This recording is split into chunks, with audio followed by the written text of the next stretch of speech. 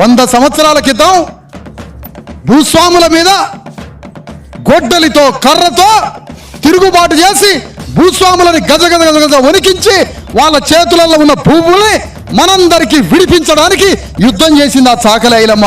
అక్షరం ముక్క రాదామకి.